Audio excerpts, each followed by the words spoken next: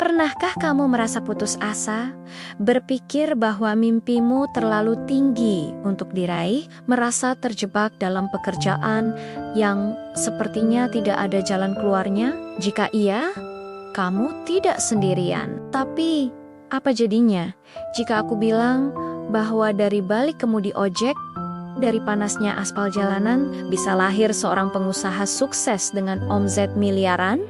Sulit dipercaya, mari kita simak kisah nyata yang luar biasa ini.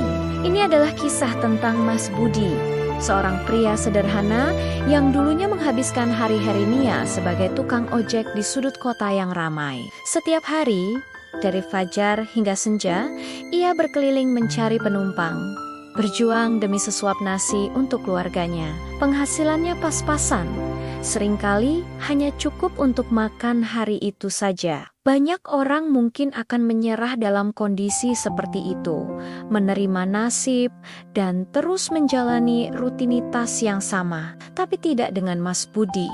Di dalam hatinya ada percikan api yang tak pernah padam, sebuah mimpi untuk memberikan kehidupan yang lebih baik bagi orang-orang yang ia cintai. Saat menjadi tukang ojek, Mas Budi adalah pendengar yang baik. Ia sering mendengar keluh kesah para penumpangnya. Ada yang mengeluh sulit mencari makanan rumahan yang enak dan higienis di tengah kesibukan. Ada juga pekerja kantor yang rindu masakan ibu, tapi tidak punya waktu untuk memasak. Dari obrolan-obrolan sederhana di atas motor itulah sebuah ide mulai terbentuk di benak Mas Budi. Ia melihat sebuah peluang, sebuah celah pasar yang belum banyak tergarap. Bagaimana jika ia bisa menyediakan solusi untuk masalah mereka? Mas Budi sangat suka memasak.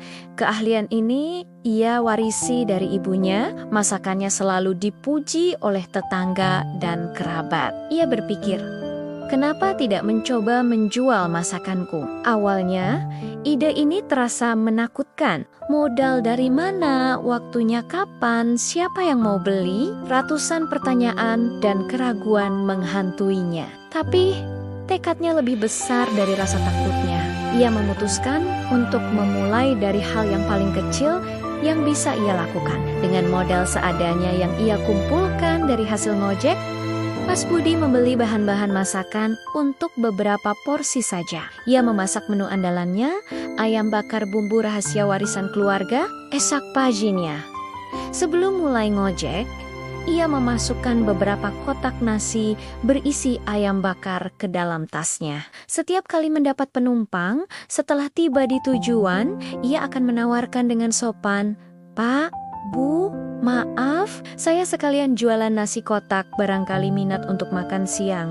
Awalnya, banyak yang menolak. Ada yang menatapnya aneh, ada yang langsung pergi. Tapi Mas Budi tidak patah semangat.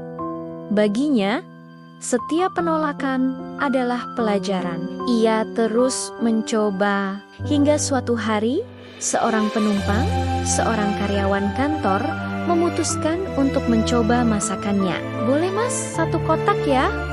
katanya. Hati Mas Budi berdebar kencang. Itu adalah penjualan pertamanya. Keesokan harinya saat Mas Budi sedang mangkal, teleponnya berdering.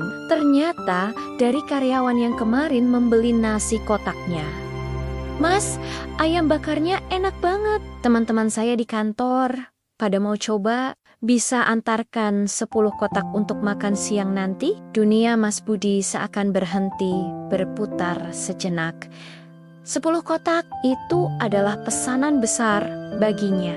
Dengan semangat yang membara, ia langsung pulang, memasak dengan cepat, dan mengantarkan pesanan itu tepat waktu. Sejak hari itu, pesanan mulai berdatangan. Dari mulut ke mulut, kelezatan ayam bakar Mas Budi menyebar di kalangan para pekerja kantoran. Teleponnya tak henti berdering. Ia mulai kewalahan. Ia harus memilih, terus ngojek, atau fokus pada usaha kulinernya. Ini adalah keputusan besar. Dengan keyakinan penuh, ia memutuskan untuk gantung helm ojeknya dan fokus 100% pada usaha catering nasi kotaknya. Ia menyewa sebuah dapur kecil dan merekrut beberapa tetangga yang membutuhkan pekerjaan untuk membantunya. Usahanya ia beri nama Dapur Harapan, nama yang sederhana namun penuh makna. Itu adalah harapannya untuk masa depan yang lebih baik. Tantangan tidak berhenti di situ. Mengelola bisnis ternyata jauh lebih rumit daripada sekadar memasak. Ia harus belajar tentang manajemen keuangan, pemasaran, dan cara mengelola karyawan. Ia tidak punya latar belakang pendidikan bisnis. Satu-satunya modalnya adalah kemauan keras untuk belajar setiap malam. Setelah selesai bekerja, ia membaca buku-buku tentang bisnis, menonton video-video tutorial di internet, dan bertanya kepada siapa saja yang ia anggap lebih berpengalaman. Ia pernah mengalami kerugian karena salah perhitungan, pernah juga dikecewakan oleh pemasok bahan baku. Namun, setiap kegagalan ia jadikan sebagai batu loncatan. Ia tidak pernah melihatnya sebagai alasan untuk berhenti, melainkan sebagai biaya kuliah di universitas kehidupan. Perlahan tapi pasti, Dapur Harapan tumbuh semakin besar. Dari yang awalnya hanya melayani pesanan perorangan, kini mulai mendapat kontrak catering untuk akara-kora kantor, pernikahan, dan seminar. Dari sebuah dapur kecil, Mas Budi berhasil membuka beberapa cabang warung makan di berbagai lokasi strategis di kotanya. Tukang ojek yang dulu dipandang sebelah mata, kini telah menjadi seorang pengusaha kuliner yang disegani. Karyawannya kini sudah mencapai puluhan orang. Banyak di antaranya adalah mantan riken-riken sesama tukang ojek. Omset bisnisnya kini mencapai angka yang tidak pernah ia bayangkan sebelumnya. Miliaran rupiah per tahun. Tapi yang lebih membanggakan bagi Mas Budi bukanlah angka-angka itu. Kebahagiaan terbesarnya adalah ketika ia bisa melihat senyum di wajah karyawannya, ketika ia bisa memberikan lapangan pekerjaan bagi banyak orang, dan ketika ia bisa membuktikan bahwa dari titik terendah sekalipun, seseorang bisa bangkit dan meraih bintang. Kisah Mas Budi mengajarkan kita banyak hal. Pertama, peluang bisa datang dari mana saja, bahkan dari keluh kesah penumpang ojek. Kuncinya adalah kepekaan kita untuk melihatnya. Kedua, jangan pernah takut untuk memulai dari hal kecil. Langkah pertama seringkali adalah yang tersulit, tapi itu adalah langkah yang paling penting. Sebuah pohon raksasa pun berawal dari sebuah biji kecil. Ketiga, jangan pernah berhenti belajar. Dunia terus berubah dan kita harus terus beradaptasi dan meningkatkan kapasitas diri. Dan yang terpenting, jangan pernah meremehkan kekuatan tekad dan mimpi. Mas Budi tidak punya modal besar atau gelar sarjana, tapi ia punya sesuatu yang jauh lebih berharga.